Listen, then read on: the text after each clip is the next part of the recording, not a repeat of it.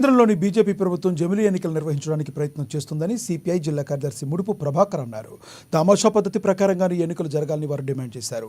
ఆదిలాబాద్ పట్టణంలోని పార్టీ కార్యాలయంలో శనివారం ఏర్పాటు చేసిన మీడియా సమావేశంలో ఆయన ఈ చర్యను ఖండించారు. జమిలీ ఎన్నికలను సిపిఐ పరంగా తిరస్కరిస్తున్నామని, దమ్ముంటే తమాషా ప్రకారంగానే ఎన్నికలు జరపాలన్నారు. బీజేపీ కుట్రపూరితంగానే ఇదంతా చేస్తుందని ఆరోపించారు. ప్రభుత్వం ఎప్పుడు ఊడిపోతుందోనన్న భయంతోనే జమిలీ ఎన్నికల ప్రస్తావన తెరపైకి తెస్తోందని చెప్పారు. ఇటీవల కేంద్ర ప్రభుత్వం బీజేపీ ఒక కొత్త విధానాన్ని ప్రజల్ని డైవర్ట్ చేయడానికి జమిలీ ఎన్నికలు అని చెప్పేసి కొత్తగా తీసుకొస్తాను. అసలు బీజేపీ ప్రభుత్వం కొన ఊపిరి మీద ఉన్నది. ఎప్పుడు ఉంటుంది, ఎప్పుడు ఊడిపోతుంది తెలియదు. ఎప్పుడు చంద్రబాబు కాలువట్టి ఎగుతాడు, ఎప్పుడు నితీష్ కుమార్ ఎగుతాడు తెలియదు. ఇప్పటికే మెజార్టీ కొన ఊపిరి మీద ప్రభుత్వం నడుస్తాను.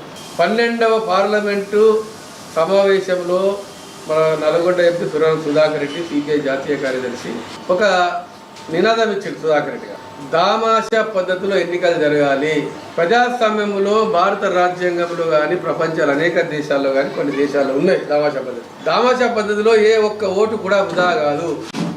ఒక ఉదాహరణకి ఒక్క ఓటుతో ఓడిపోతే కూడా ఎంపీ ఓడిపోయినట్టే, ఎమ్మెల్యే ఓడిపోయినట్టే, ఒక సర్పంచ్ ఓడిపోయినట్టే, ఒక ఎంపీటీ ఓడిపోయినట్టే, ఒక కౌన్సిలర్ ఒక్క ఓటు మీద. ఆ ఓట్లు వృధా కాకుండా ఓటు హక్కుని అందరికి వినియోగించుకుంటున్నామో అది ఉపయోగపడతాయి. ఎట్లా? దామాషా పద్ధతి అనేది దేశంలో ఒక పార్లమెంట్ ఎన్నికలు జరిగినప్పుడు ఒక రాజకీయ పార్టీ కోటేస్తారు ఒక సింబల్ మీద. ఉదాహరణకి సిపిఐ ఉన్నది, ఒక కంకి కోడలు గుర్తుకేస్తారు. దేశం అందరూ మా పార్టీ అభిమానులు కొట్టుకేస్తారు. ఇంకెవరో కాంగ్రెస్ కూడా చేతికి గుర్తు కాలేదు, బీజేపీ కూడా కమలం